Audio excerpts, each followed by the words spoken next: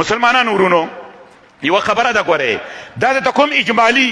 شرح تاسو نه کومه که شرح تاسو وکما اولی دا تاسو منی کني منی دویم خفغان پکې خدایات ساتي دو کسان د یو بدی خبره ده اڅ کله خپل مقصد ته نشي رسیدلې دو کسانو پیژنه دا هیڅ کله خپل مقصد ته نشي رسیدلې که جنت غواړي جنت ته نشي رسیدلې که الله غواړي الله ته نشي رسیدلې که د جهنم نه تیښته غواړي تیښته نشي کولی دا کوم دو کسان دي یو هغه کس چې د خپل مقصد ونه پیژني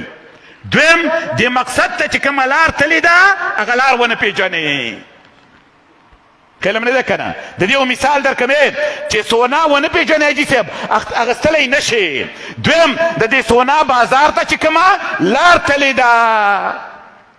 و د دې دنیا خلکو ته وګورئ خفه کېږئ ما اکثره خلک خپل مقصد نه پیژني الله نه پیژني جنت نه پیژني رسول نه پیژني دویم که دا خپل مقصد وپیژني الله وپیژني رسول وپیژني جنت دې ته چې کومه لار تللې ده لار نه پیژني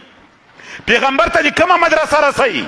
کم کتاب دی رسئی کم علم دی رسئی هغه لار نه پیژني نو دا دو انسانان پیل دي دا هیڅ کله خپل مقصد ته نشي رسیدلی یو مقصد نه پیژني دویم دی مقصد ته چې کومه لار د ورتلو تلي هغه لار ونه پیژني نو زمونږ اکثر مسلمانانو ته وګورئ یا مقصد نه پیژني یا په یو څه کې اړم دي بوخت دي کوشش کوي چې هغه مقصد ته ځان ورسوي خو په هغه لاره باندې نه دي روان لارې خطا کړي نو خپل مقصود وپیژنئ یا رب العالمین دی جنت دی پیغمبر دی دویم هغې ته لار وپیژنئ کومه لار دی الله ته رسوي کومه لار دی پیغمبر ته رسوي کوم علم دی پیغمبر ته رسوي کوم کتاب دی پیغمبر ته رسوي کومه مدرسه دی پیغمبر ته رسوي دا لارې پیژندل پکار دي د دغه انسانانو دپاره نجات دی او د باقي انسانانو دپاره هلاکت دی هذا ما اقول وصلى الله تعالى على خير خلقه محمد وآله وصحبه اجمعين